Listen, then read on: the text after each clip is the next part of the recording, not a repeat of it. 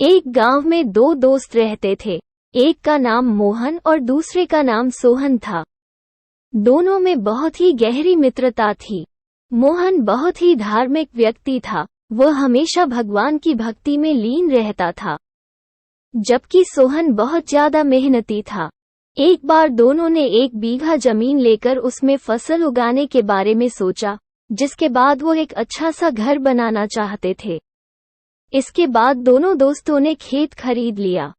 सोहन दिन रात खेत में मेहनत करता और मोहन मंदिर में बैठकर फसल अच्छी होने के लिए भगवान से प्रार्थना किया करता।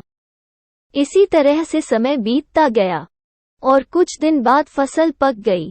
फसल पकने के बाद उसकी कटाई करके उसे बाजार में जाकर बेच दिया। इसके बाद उन्हें अच्छा पैसा मिला। इस पर सोहन ने कहा कि इसमें से मेरा ज्यादा हिस्सा है, क्योंकि मैंने दिन रात एक करके खेत को खाद पानी देकर फसल उगाई है।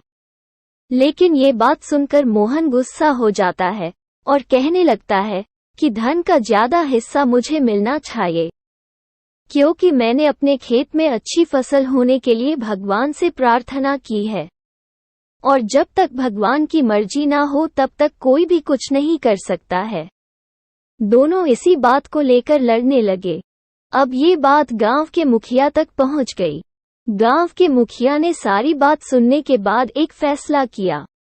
मुखिया ने दोनों दोस्तों को चावलों की एक बोरी दी, जिसमें चावलों के बीच छोटे छोटे कंकड़ मिले हुए थे।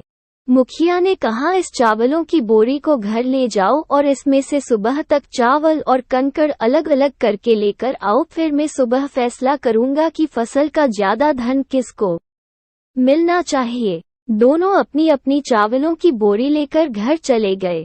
सोहन अपने चावलों की बोरी को खोलकर उसमें से कंकड़ अलग अलग करने में लगा गया। मोहन अपनी चावलों की बोरी को लेकर मंदिर में चला गया और भगवान से चावलों से कंकड़ को अलग करने के लिए प्रार्थना करने लगा। बोले ही, भगवान मेरे चावलों से कंकड़ अलग कर दो। दोनों अगली सुबह मुखिया के पास पहुंचे। सोहन ने तो पूरी रात जागकर चावलों से एक एक करके सारे कंकड़ अलग कर दिए।